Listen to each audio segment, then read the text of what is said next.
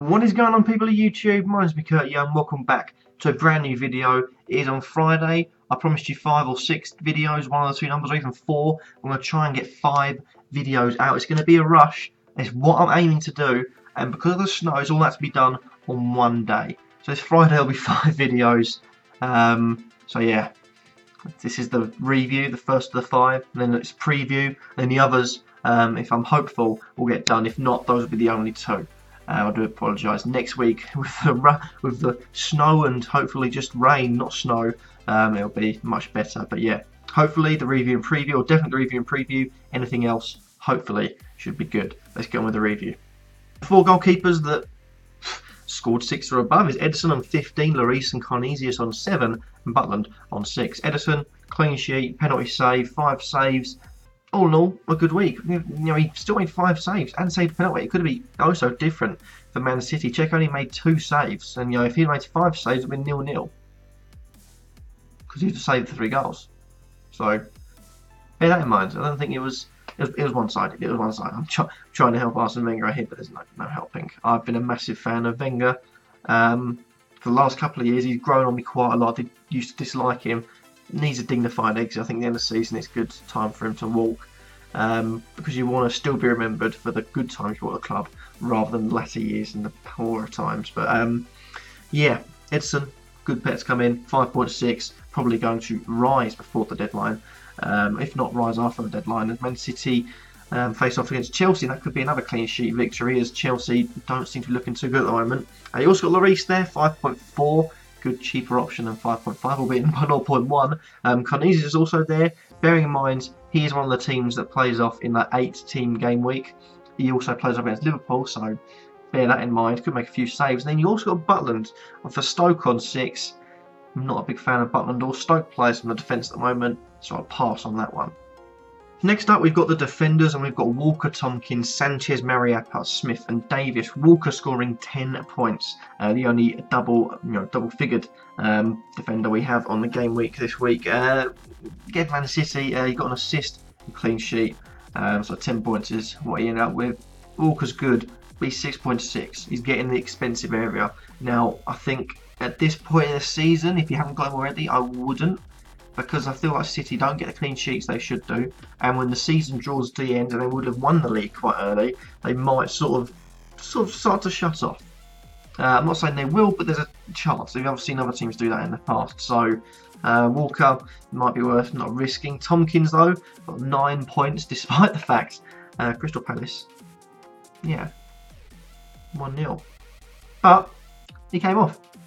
So what do you know? Got himself 9 points, bit undeserved, but that's how it happens. Palace though, again a bit iffy.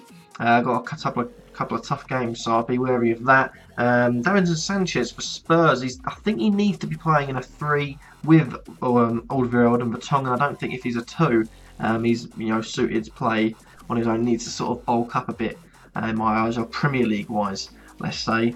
But he got 8 points in Spurs' victory, just simply because it was a boring game. Spurs just hammering away until they eventually got through. You knew it was only going to be 1-0 from the about the 60th minute, so Sanchez was going to get a clean sheet no matter what. They also got Mariappa at 4.1 million. He's played a lot of this season, Mariappa. I'm pretty sure I'm bringing him into my team. I'm quite confident on that. 8 points as well, and granted he won't get too many points. He won't get 8 points every week, but he's 4.1 million and playing at the moment. So if he does play in game week 31, that could be a really good bet. Even if it is against Liverpool, just for extra point, it's 1 point more than you would have before. Then you've got Adam Smith and Davis on 7. Adam Smith for Bournemouth. Stay away from Bournemouth, they're a bit iffy for me. And Davis for Spurs, as I've said, Spurs are going to get a clean sheet. Against the easier teams, I think Spurs will be looking to get clean sheets. However, the tougher teams, they've still got to play, so be wary of those fixtures. Moving on to midfielders, you've got Emre Can and Sane on 13, Van der Parrot and Salah on 10, and Gosling and Knockout on 9. Can scored 13 for Liverpool in their 4-1 destruction job of West Ham. Didn't keep a clean sheet, that was disappointing for my AAA or AA ownage, Alexander-Arnold days. So that'd be down, but Can, 4.9, wouldn't bring him in, because he's not going to be attacking and won't get too many attacking points unless he's going to do overhead kicks, so yeah. Sane on 13 points, also 8.4 million. Sterling didn't play in the Cup and didn't play against Arsenal in both the 3-0s. And Sane seems to be in good form, so might be worth considering a switch back to Sane. For now, you've got to focus on that Game Week 31, those lack of playing teams. After that, though, Sane could be a good option going forwards, obviously because he's an attacker. Makes sense, really. Van La Parra, 4.8 million. Huddersfield have iffy fixtures coming up. But Van La Parra is a big favourite of mine in the Premier League. One of the players that I'm sort of rooting for. Seems to be getting the odd, good point scoring here or there, but nothing really to, batter an eyelid at. You've also got Salah. It's too late now to get on that bandwagon. You'd be looking at potentially, like, I'll say Chamberlain. You're looking at Mane as well. Those sort of players you'd be bringing in now, because 10.5 million for Salah is expensive. If you've got the money and you want to do it, fair play. Considering Liverpool have a game in that Game Week 31, it's a really good option. But do beware though, they don't have a double game week, so Salah's price could start to fall after that Game Week 31. Gosling and Knockout as well, scoring 9 points. Both of them are pretty meaningless because they don't do too much in the long run, and inconsistent enough for me to think they're worth bringing in. So for all of those, I'll say only a couple of good choices. And lastly, we've got the attackers. We've got Gale, Murray, Lukaku, Deeney and Mooney. Dwight Gale, 13 points. Newcastle this week have a tough opponent and have quite an awkward run in. So Dwight Gale, despite the fact he's not been consistent, definitely not in my sightlines to be bringing in. So Newcastle, unfortunately, have to go. And also Spurs got through. Who would have thought it?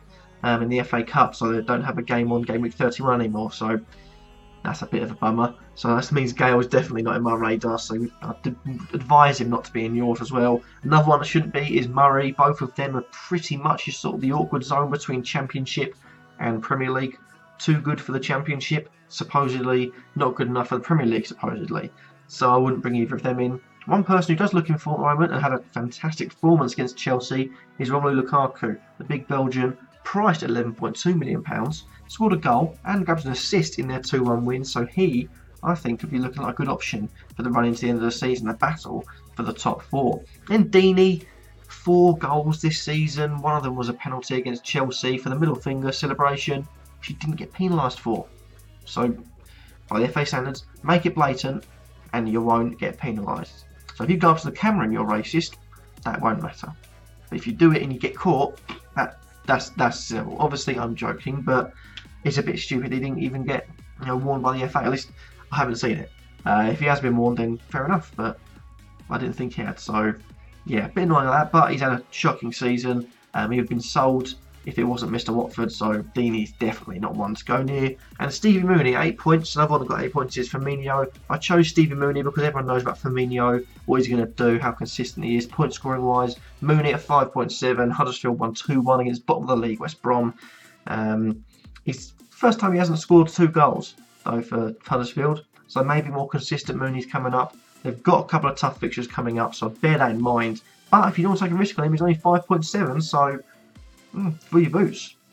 And that happens to be that for this video. I hope you enjoyed it. And to like, comment, subscribe, and let me know in the comments down below, what do you guys think of all the players that scored big? Are you going to bring any of them in? Are they already in your team? And how many points did you get? Because I didn't have the best of game weeks. Let me know all that in the comments down below. Thank you all for watching. Hope you all enjoyed, and peace.